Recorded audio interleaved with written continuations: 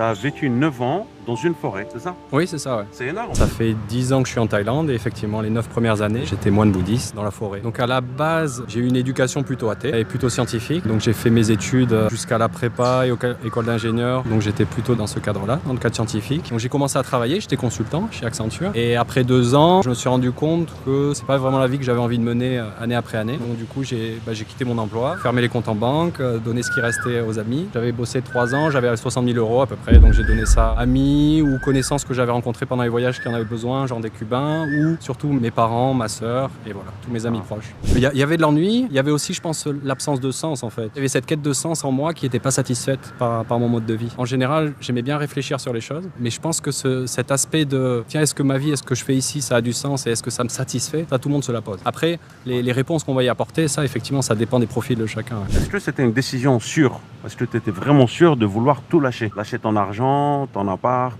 tout est bien quoi.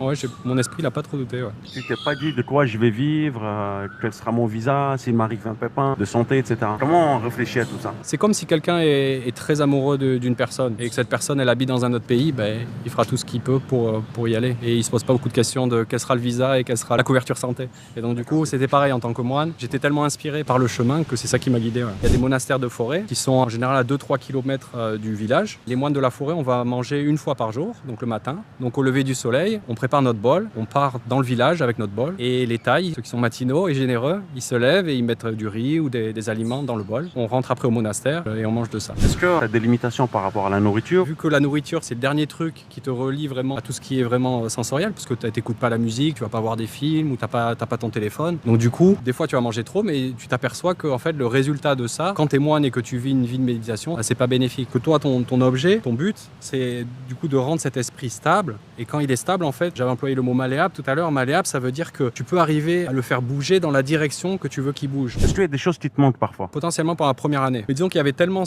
j'étais tellement intéressé par ce chemin-là, donc ces manques-là, ils pouvaient pas s'exprimer de manière forte parce que j'étais tellement motivé que du coup, ça arrivait à balayer ces manques. Le fait qu'il y ait en France une spiritualité très très très peu développée, un sentiment que tu vois pas se manifester explicitement, mais tu le vois à partir du moment où tu commences à t'intéresser à la spiritualité, c'est qu'il y a une opposition à la spiritualité, que ce soit dans les médias ou que ce soit dans la façon de penser. Par exemple, si tu prends dans les médias, dans les news, de temps en temps, ils vont faire un sujet sur un événement qui s'est passé avec les chrétiens ou un événement qui s'est passé avec les musulmans ou avec les bouddhistes et tout, ça sera toujours dans l'optique de comment un athée le verrait. Du coup, ça rend les gens en France, il n'y a pas que ça, mais il y a la société de consommation qui aide à ça, mais il n'y a pas que ça, mais ça en fait grande partie, c'est pour ça qu'on ne le voit pas ici, ça rend les gens très matérialistes. Du coup, à partir du moment où les gens sont matérialistes, la largeur de leur esprit pour prendre des sujets va diminuer. Et en général, ça pousse après vers l'individualisme ou vers l'égoïsme ou des choses comme ça. Il y a des qualités que nous, en France, on n'a plus, qui sont la tolérance ou l'entraide. Ça veut dire juste connaître son voisin et voilà, dès qu'il y a un problème, ne pas penser que c'est juste son problème, mais régler ça à plusieurs. Donc rien que le fait de vivre dans un pays, tu es dans une sorte de culture et tu rentres du coup dans un moule de pensée. Et c'est ça qui est difficile de se déconditionner. Parce que si on voyage pas, on s'en rend pas compte. Et quand on voyage, s'il n'y a pas eu un gros déclic ou quelque chose comme ça, quand on revient, on reprend les mêmes habitudes de pensée. Comment tu as annoncé la nouvelle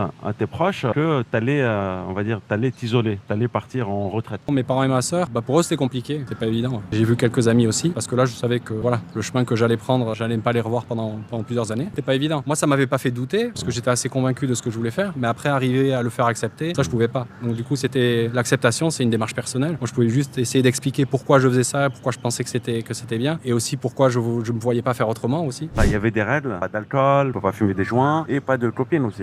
Tu choisis une vie spirituelle, donc ton but effectivement c'est d'avancer sur ce chemin-là. L'une des grosses composantes de ce chemin-là, d'essayer d'arriver à comprendre qu'est-ce qui nous fait bouger en fait. Et ce qui nous fait bouger en général, c'est les désirs. Et est-ce qu'en général les désirs, c'est quelque chose qui nous amène vers quelque chose de plus heureux, où on est épanoui, ou c'est en général quelque chose qui est plus en obstacle du vrai bonheur et de la vraie paisibilité qu'on cherche. Pour revenir du coup à l'aspect copine et sexualité, effectivement plus tu vas dans la sexualité et dans l'échange avec une copine ou un copain, et plus du coup tu stimules ce désir-là. Donc quand tu choisis d'être moine, où tu vis de la générosité des autres, t'as pas de boulot, tu gagnes pas ta propre croûte tu la gagnes en faisant le chemin, en méditant. Donc du coup, pas de copine effectivement, et pour la sexualité, pas de masturbation, pas de contact physique non plus avec le sexe opposé. Du coup, comment t'es passé du statut moine à un homme moine? Ben, effectivement, ça a été un cheminement. Après 4, 5, 6 ans, commençait de plus en plus à tomber dans une routine. J'avais plus de mal à mettre l'énergie que j'avais et l'entrain que j'avais à la base. Je suis arrivé à une étape où je me disais, ouais, effectivement, je pourrais vivre comme ça toute ma vie et ça me plaît bien. La routine, si au quotidien, me plaisait bien, d'être en forêt, de, tu vois, partir le matin, revenir avec sa nourriture. Tout ça, ça correspondait bien à mon esprit, mais c'est pas ce pourquoi j'avais choisi d'être moine. Et je me voyais pas continuer sur le rythme sur lequel j'étais tombé à la fin. Je me voyais pas continuer comme ça et j'atteindrais pas les objectifs que je m'étais fixés. La voie spirituelle et la façon de vivre des moines m'attirent toujours, donc ça m'intéresse. Par contre, pour que moi je choisisse de redevenir moine, il faut, voilà, je continue à cheminer et il faut que j'ai un déclic où je retrouve soit l'envie et la détermination. Je pense que le sentiment de solitude, je l'ai jamais éprouvé aussi fortement que quand j'étais à Paris en fait. Ah bon? Ben ouais, quand j'étais à Paris à blinder tout mon emploi du temps, c'est-à-dire que des fois j'avais 3 soirées dans la même soirée et en fait, le jour où j'avais pas ces 2 ou 3 où j'avais rien, par exemple une soirée ou rien, et là je me sentais extrêmement vide ou seul. L'autre truc qu'on n'a pas du tout en France mais qu'on apprécie bien quand on vient ici, c'est l'aspect de non-jugement et de tolérance. C'est-à-dire qu'ici on va beaucoup plus facilement tolérer qu'une personne pense différemment ou même agisse différemment. En Thaïlande, on a pas mal de transgenres. Comment c'est perçu dans le bouddhisme ça? En général, le bouddhisme, il voit un être humain comme un être humain. Il n'y a pas vraiment un sujet spécialement sur quelle est la place de l'homosexualité ou quelle est la place de la transsexualité dans le bouddhisme. Il faut toujours revenir à la base, ce qui nous fait, nous, des êtres humains. C'est la capacité d'aimer, la capacité de tolérer et la capacité aussi d'avoir un tas de désirs, la capacité de faire le bien, la capacité de faire le mal. Et ça, cette capacité-là, tu l'as dans les cœurs de tout le monde.